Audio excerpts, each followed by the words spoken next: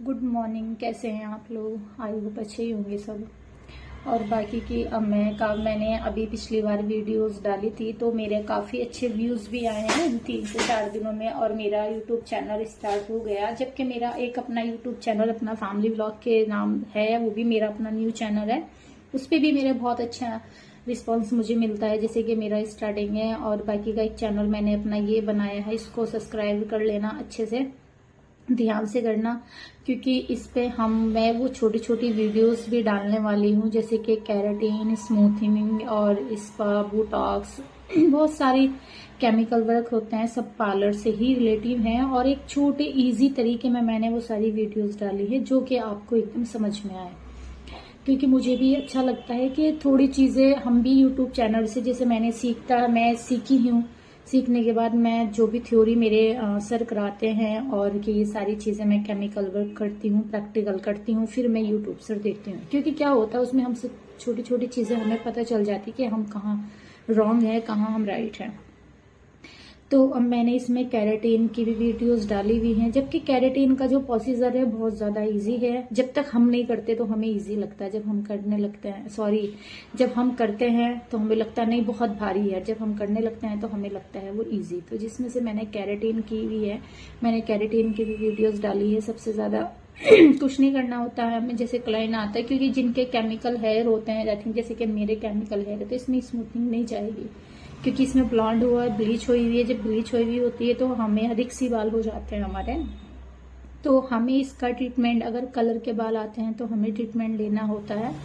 उसमें जैसे कि आप बोटॉक्स ले सकते हैं, नैनोप्लास्टिया ले सकते हैं, कैरेटीन ले सकते हैं।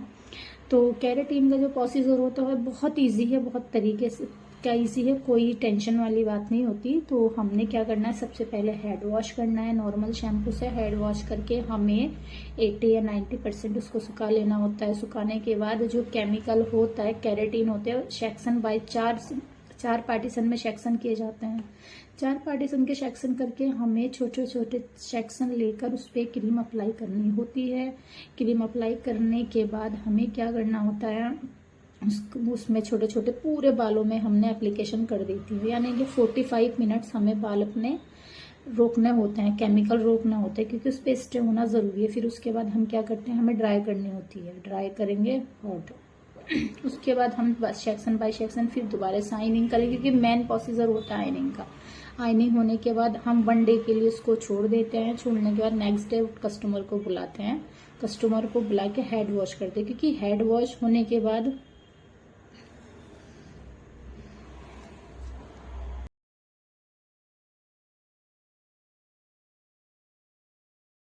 पर की है मैंने स्मूथनिंग, क्योंकि मेहंदी वाले हेयर ज़्यादा थे और बहुत ज़्यादा इनके बाल ड्राई भी हो रहे थे, तो यहाँ स्मूथनिंग का प्रोसीजर चल रहा था। पहले हमने हेड वॉश किया, अब देखो कितनी रेडनेस है।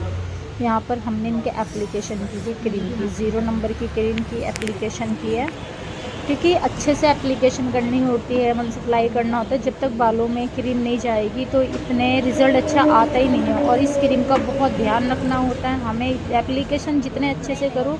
और ये देखो इनके मेहंदी कितना है, रेडनेस देखो मेहंदी में, कि इतना हीना लगा रखा था मैम ने कि बहुत ज़्यादा लाल बाल हो रहे हैं। ये चीज़ें भी आपको दिख रही हैं। तो क्रीम से हमने सबसे पहले इनकी अच्छे से मुझसे फ्लाई की थी, तो ये सारी क्रीम हमें निकालनी, क्रीम से ही इसको निकालना होता है। तो ये मैंने इनके अपने यहाँ हेड वॉश हुआ है इनका दोबारा से। जो क्रीम वो थी मेहंदी, वो सारी हीना निकाली है यहाँ पर।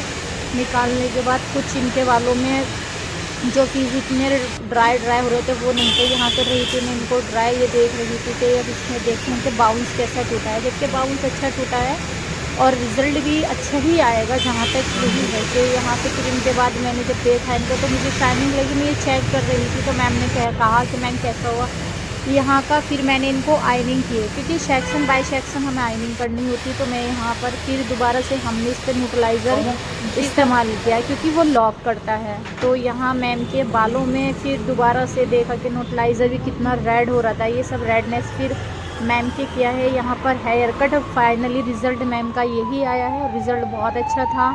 मैम भी बहुत खुश हो रही थी कि रिज़ल्ट बहुत अच्छा है, क्योंकि मेन इसकी आइनिंग का ही होता है। क्योंकि 100% तो रिज़ल्ट नहीं आता, मैम के बालों में हीना बहुत ज़्यादा थी, तो यही रिज़ल्ट आया है। और ये नॉर्मल है इनका, कोई इस पर ब्लो ड्राई नहीं।